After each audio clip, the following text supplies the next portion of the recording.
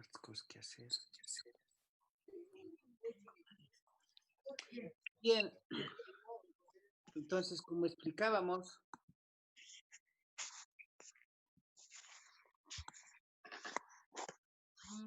decíamos en última instancia que esto que son las pruebas de auditoría son responsabilidad del auditor que hacen a riesgo de detección. Y si recordamos antes, también decíamos que el riesgo, el RIM, el riesgo combinado de riesgo inherente con el riesgo de control es responsabilidad de la administración de la empresa. Entonces, claramente pueden distinguir aquí las dos responsabilidades. La responsabilidad de la administración y la responsabilidad del auditor. Esta responsabilidad del auditor, que es detectar los posibles errores hasta un nivel aceptable, hasta que define que el riesgo de auditoría sea aceptablemente bajo el 95%, hace que las pruebas que haga el auditor lleguen a cubrir el 95%. Eso se realiza con pruebas analíticas y con pruebas de detalle.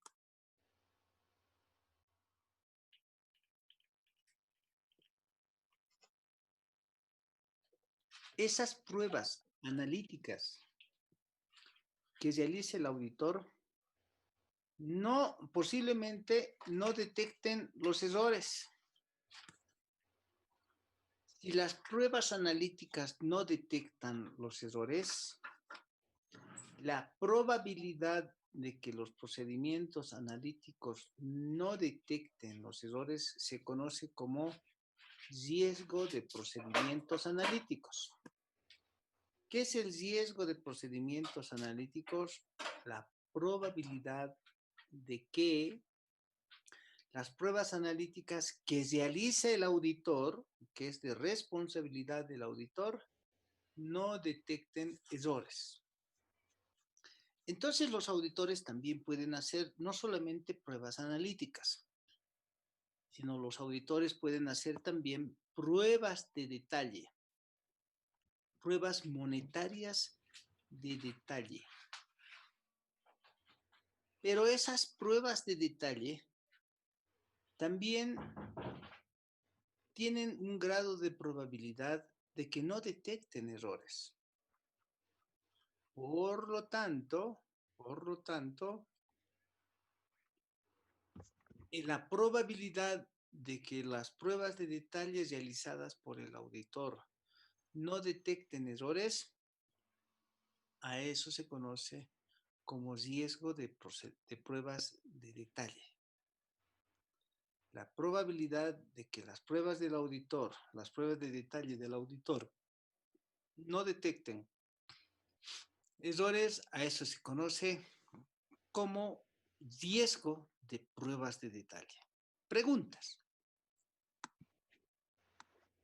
Licenciado, disculpe, bueno, no es una pregunta, pero existen algunos compañeros que no pudieron ingresar. Ya han sido admitidos. Miren, no hay nadie. No sé si están viendo. Todos están. Sí, Licenciado, gracias, licenciado. Bien. licenciado, ¿cuál es la diferencia entre procedimientos analíticos y pruebas de detalle? Ok. Aunque en forma inmediata vamos a ver eso. Cuando el auditor realiza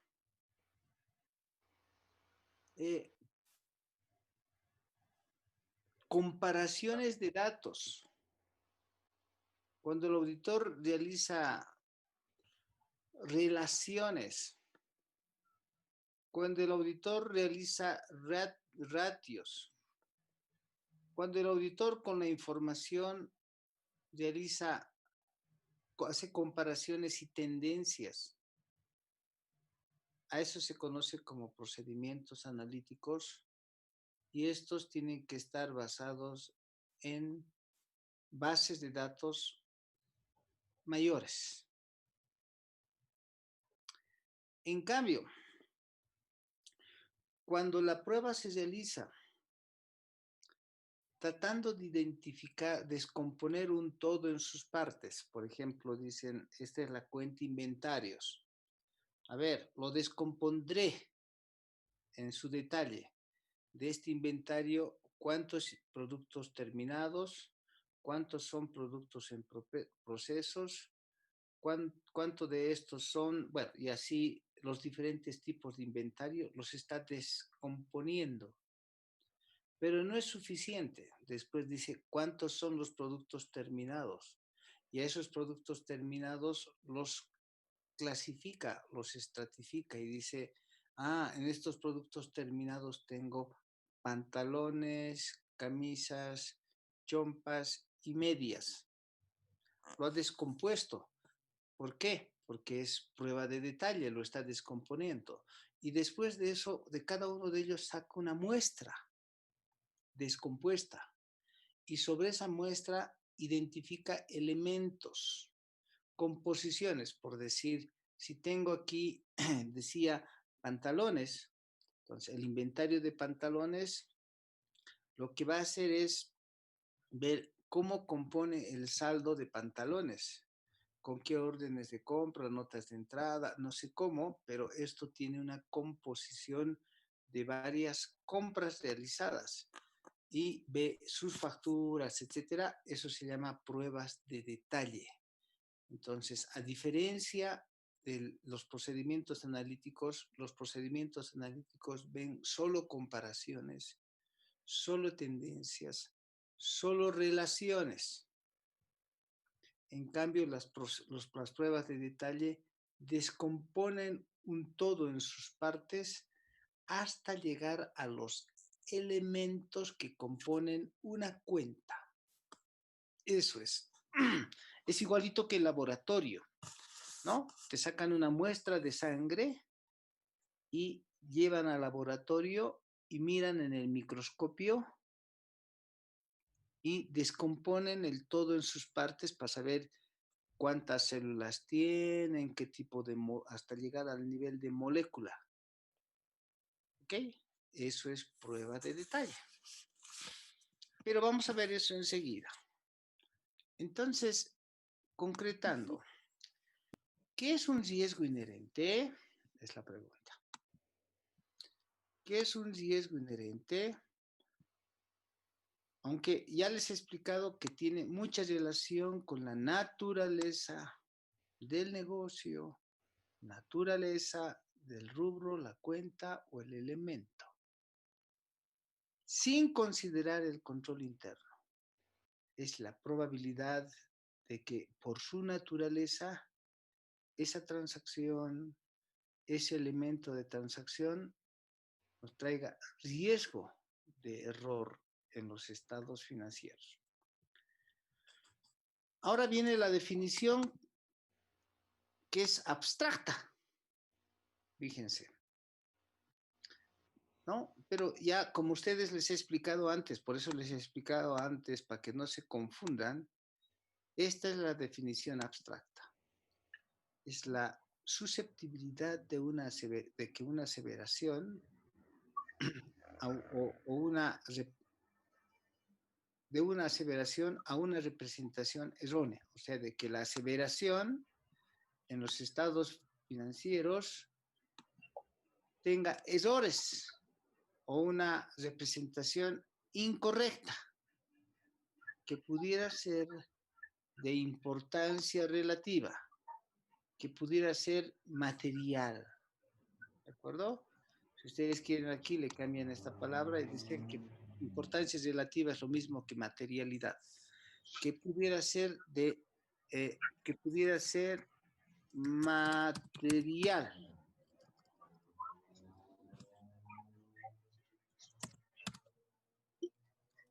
¿Ok? Entonces, le pueden cambiar aquí, decir, es la susceptibilidad de una aseveración, ¿no?, a una representación errónea, si ustedes quieren también aquí le cambian y dicen a una incorrección, esa incorrección que pueda ser material, individual o cuando se agrega con otras representaciones erróneas, suponiendo que no hubiera controles internos. Suponiendo que no hubiera controles internos, ¿ok? O sea, sin considerar el control interno. Purita. Por eso el ejemplo que les ponía, les decía, la existencia de efectivo en un banco es una aseveración. Si ese dinero que está en el banco lo dejan en el pasillo del banco, unos cuantos millones de dólares, ¿qué es lo que va a pasar? Después de alto riesgo inherente, porque estoy seguro que ese dinero que dejen en el pasillo se lo van a llevar las gentes. ¿Por qué? Por su naturaleza. Es pues dinero, son billetes, son monedas. Que no es lo mismo que dejar en el pasillo bancos, o sillas, o sillones. Los bancos tienen en el pasillo, ahí en la sala, sillas, bancos, y nadie se los lleva. Bueno, tal vez alguno podría llevarse, pero en general nadie se los lleva. La pregunta es ¿por qué? Por su naturaleza. Ah, entonces, si es que hay probabilidad de que alguna persona se lleve la silla que está en el banco, donde hacen espera, entonces mejor pondremos un control. Atornillaremos las sillas al piso. Le pondremos cadenas a cada una de las sillas amarradas a las otras. Eso se llama control. Y en el caso del dinero, no lo dejaremos ahí tirado en el piso. Generaremos una bóveda. Eso se llama control. ¿De acuerdo? Pero el riesgo inherente, purito, no considera control interno. Entonces es una probabilidad, una incorrección material, ¿no? También una de las cosas es que si uno deja por ahí una engrapadora, no es tan material, se dan cuenta, ¿no? Que dejar $1.000.000 en el pasillo, no es material. En este caso, estamos pensando que el riesgo inherente pueda tener una connotación de ser material, Hola, Gaby. sin Marcos, considerar el control interno. Sus ¿puedes abrir la micrófonos, puerta? por favor. Gracias.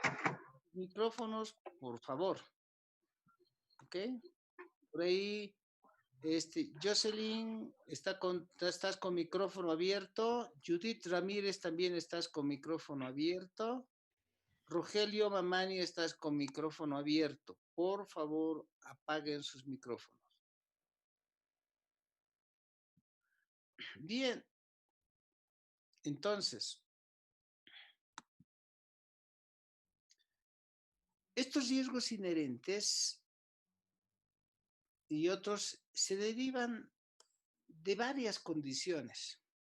Cuando estamos hablando de a nivel de la entidad, ¿no? A nivel de la entidad, eso parte de los objetivos de la entidad, Palepo, el ambiente del negocio y después todo lo que hace a las estrategias, ¿no?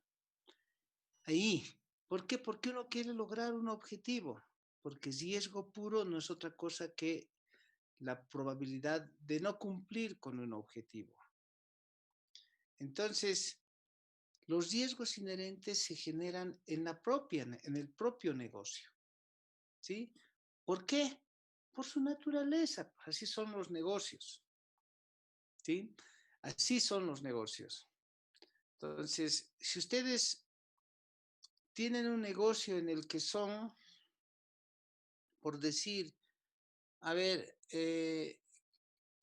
cambiadores de dinero, lo que le llaman por ahí cambistas. Si ustedes son cambistas y se ponen en la calle con su bolsita y empiezan a cambiar dólares, por su naturaleza, los ladrones los están mirando de lejos para ver qué rato les van a quitar su bolsita. de dinero. Pero no queda otra, ese es su negocio. Si ustedes desde lo más básico se ponen a vender naranjas, esas naranjas tienen un riesgo. ¿Por qué? Porque por su naturaleza, cuando venden naranjas, que es su objetivo, las naranjas pueden podrirse, se dañan, no pueden estar más de una semana en su poder. Si ustedes venden pan, el riesgo de vender pan es perder el pan en el día si no lo venden. ¿De acuerdo? Es lo mismo a nivel de negocio vender minerales, vender petróleo, trabajar con bancos, trabajar con empresas comerciales. Todo por su naturaleza tiene riesgo inherente. ¿Ok? Entonces, mucho depende del ambiente, de la regulación, de las disposiciones legales, del financiador. Todos crean riesgos inherentes. Estos que son los riesgos inherentes, ¿ok? Esos que son los riesgos inherentes que son muy importantes para llevar un negocio en primera instancia, ¿no? Siempre está en función de su naturaleza. Y no solamente es la naturaleza del negocio, que es lo que estaría aquí arriba, sino también la naturaleza del saldo de la cuenta, de la clase de transacción, ¿no es cierto? Si es que esa cuenta o esa clase de transacción, ¿no es cierto? Por ejemplo, a ver, un saldo de cuenta, inventarios de gas, inventario de gasolina.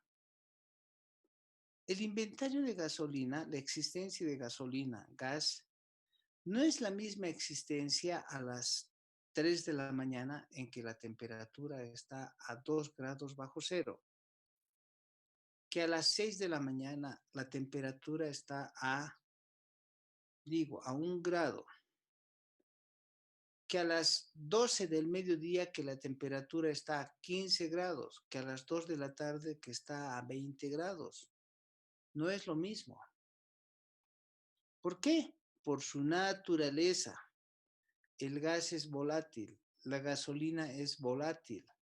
A mayor temperatura, mayor volumen.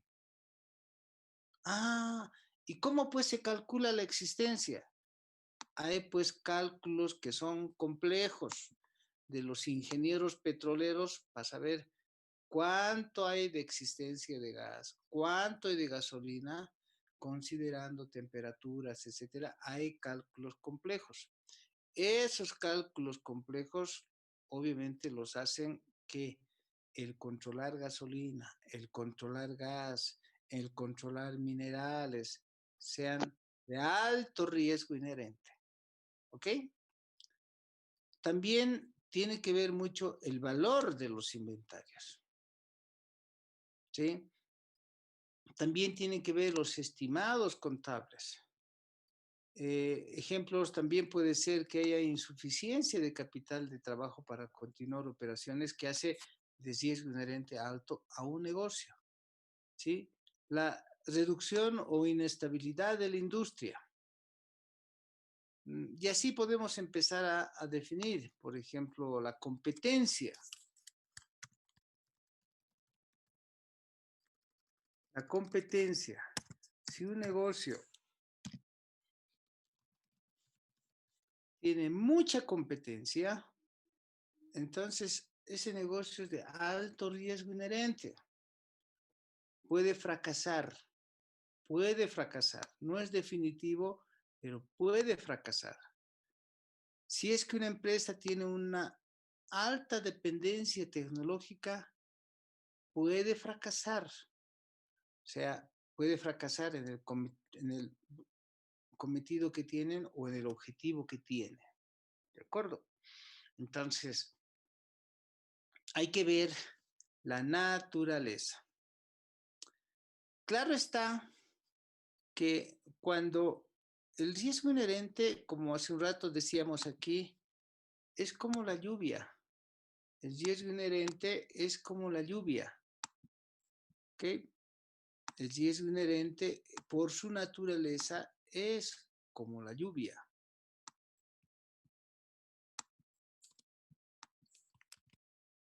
Es como la lluvia. Es como la lluvia. El riesgo inherente es como la lluvia. ¿Sí?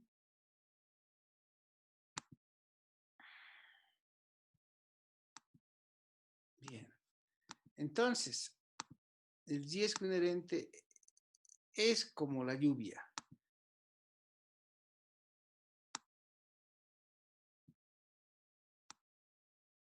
Es como decir, ¿qué probabilidad hay de que si cuando sales te mojes sabiendo que hay lluvia, sabiendo que estamos en verano? Por su naturaleza, te vas a mojar, te vas a mojar, porque aquí, por la naturaleza de este negocio, hay mucha probabilidad hay una lluvia de probables errores. Una lluvia de probables errores. Por lo tanto, te vas a mojar. O de otra manera, por lo tanto, los estados financieros van a tener errores.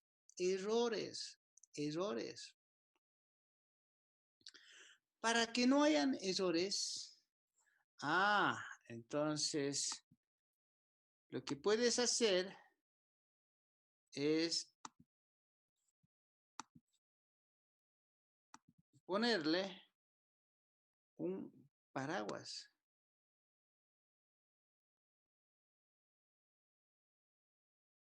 Un paraguas.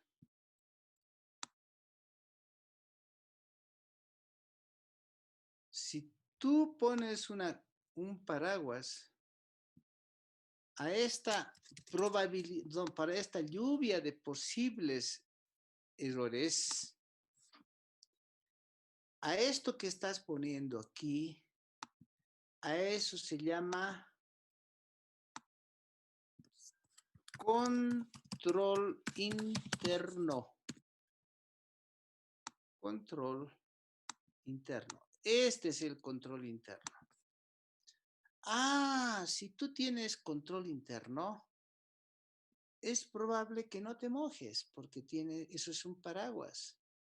Es probable que no te mojes. ¿De acuerdo? Esa es la lógica. Entonces, pon pues un paraguas en tu empresa. No dejes la plata tirada por ahí. Pon pues una caja fuerte. Pon pues una bóveda. Pon pues empleados honestos que no te roben el dinero. Eso se llama control interno. Selecciona personal adecuado. Pídeles antecedentes, que no tengan antecedentes policíacos, etcétera, etcétera.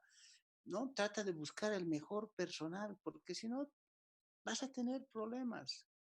Y después vas a tener sobrantes y faltantes o faltantes en el efectivo y va a ser gasto, gasto, gasto, gasto. O sea, afecta a los estados financieros. Eso es. ¿De acuerdo? Ahora, ese control interno,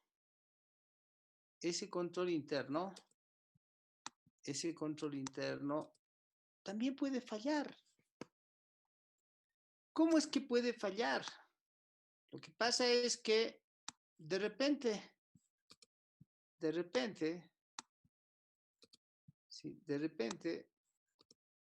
este control interno, que sería una especie de paraguas, no esté bien diseñado, depende de su diseño.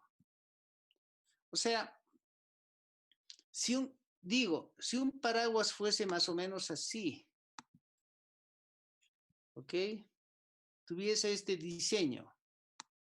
Este es un paraguas así, ¿no?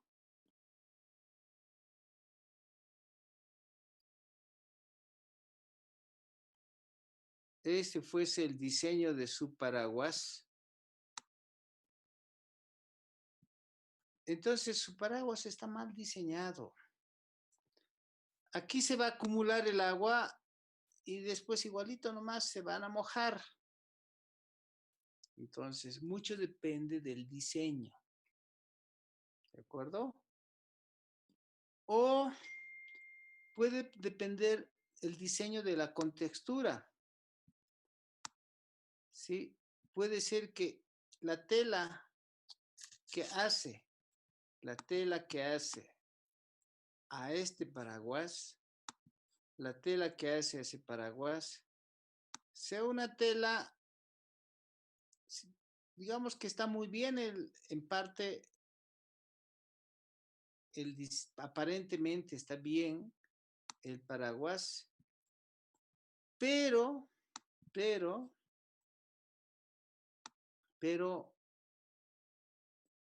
el diseño que tiene es de una tela que no es impermeable, es tela de algodón.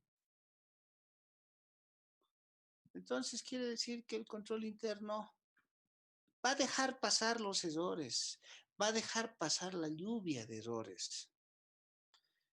Entonces, la probabilidad de que el control interno deje pasar los errores, a eso se llama riesgo de control interno. Que mucho depende, ya les decía, mucho depende de el diseño. Mucho depende del diseño. Mucho depende del diseño para que cumpla con su objetivo de detectar o prevenir errores, de detectar o prevenir que la lluvia de errores los moje y tengan unos estados financieros con errores. Y ahí viene, es el riesgo de que no se prevenga o no detecte o no corrija oportunamente el control interno de la entidad, a eso se conoce como riesgo de control interno. ¿De acuerdo? Bien, claro está que la definición de control interno tiene que estar sujeta a la luz de COSO.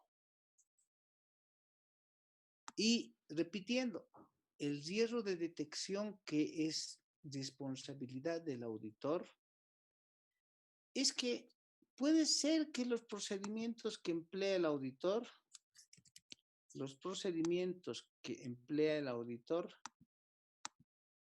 no detecten pues errores.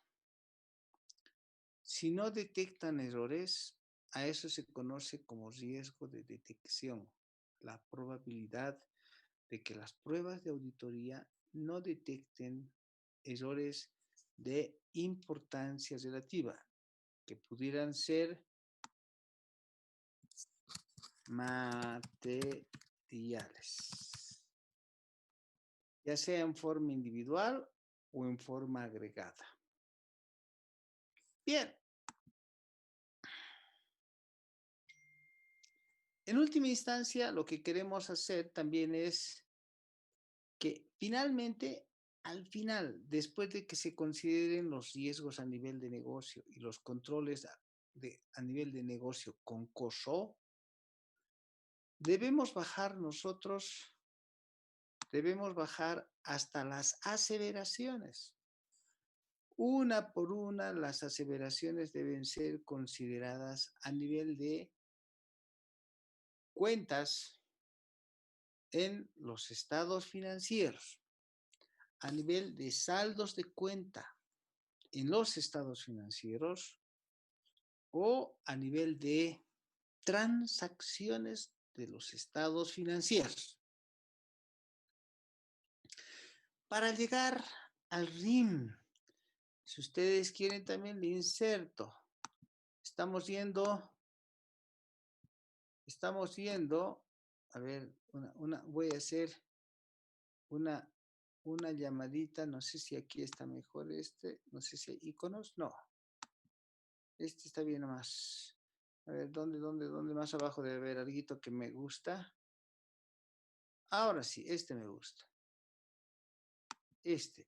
Es que estoy pensando, es que ustedes deben pensar aquí que estamos yendo rumbo, ¿sí? Rumbo al RIM. Rumbo al RIM. ¿De acuerdo? Estamos yendo rumbo al RIM.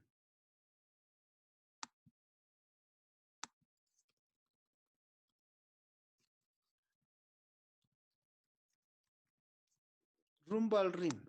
A eso estamos yendo. Estamos yendo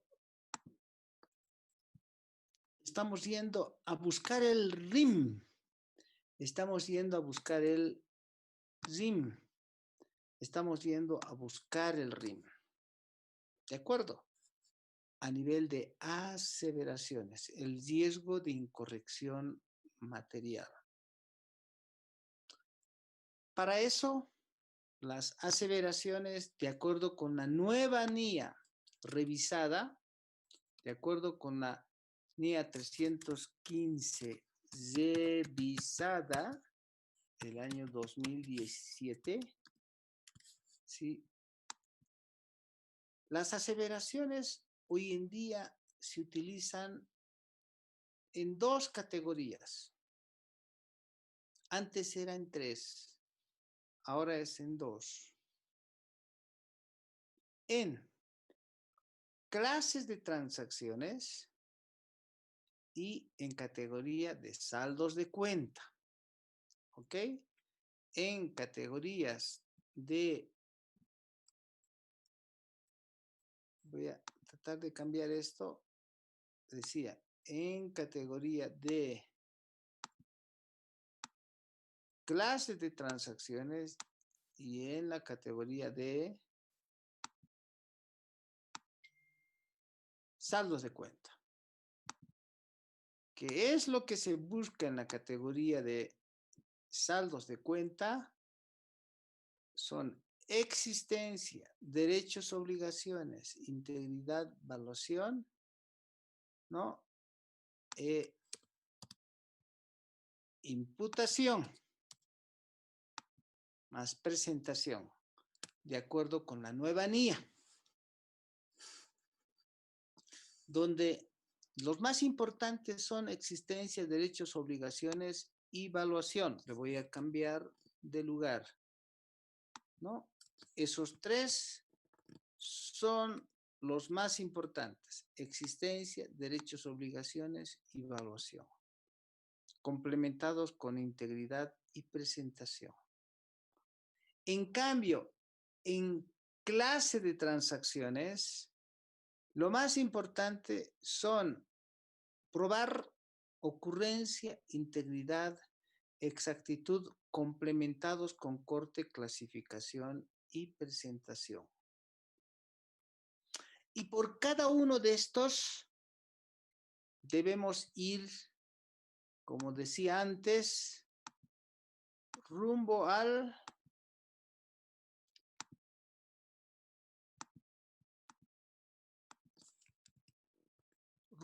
RIM. Rumbo al RIM. ¿De acuerdo? Estamos yendo rumbo al RIM. ¿Ok? Rumbo al RIM. Eso es lo que queremos. Determinar el riesgo de incorrección material, evaluando primero los riesgos inherentes a nivel de aseveraciones, en clases de transacciones y aseveraciones en saldos de cuenta a nivel de estados financieros. A eso queremos llegar finalmente. Para llegar a eso y lograr la evidencia correspondiente, si termina, no sé qué dato se va a terminar, se terminó nomás la clase. Para eso ustedes tienen que distinguir lo que se establece en la NIA 315 en su párrafo 110, que existen diferentes tipos de transacción. ¿Sí? Estamos en la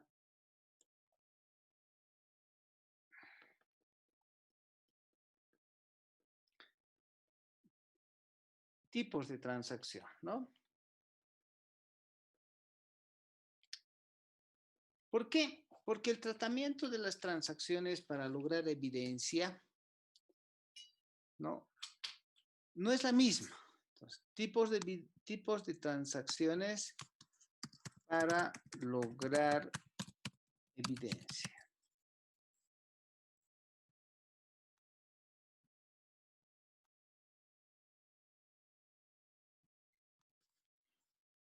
Cuando las transacciones son rutinarias, ¿qué es una transacción rutinaria? Es aquellas que son múltiples, aquellas transacciones que son repetitivas, aquellas transacciones que son uniformes. Ejemplo, las ventas. Ejemplo, las compras.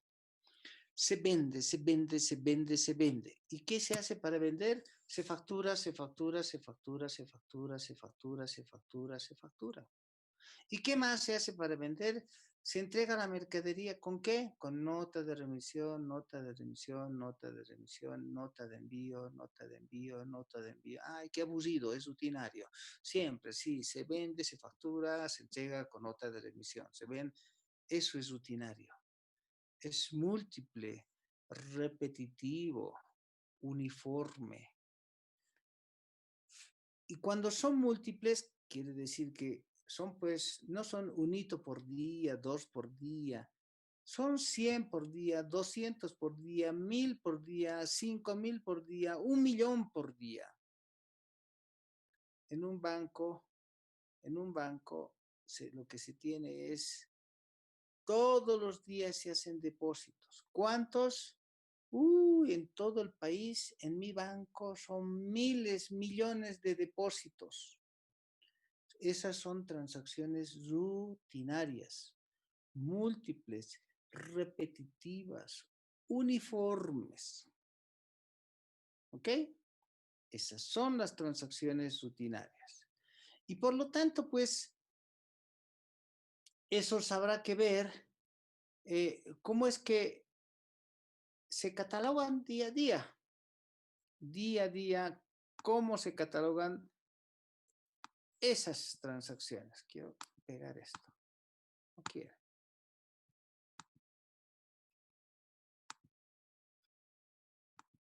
Bien, entonces estas rutinarias aumentan, disminuyen según el día.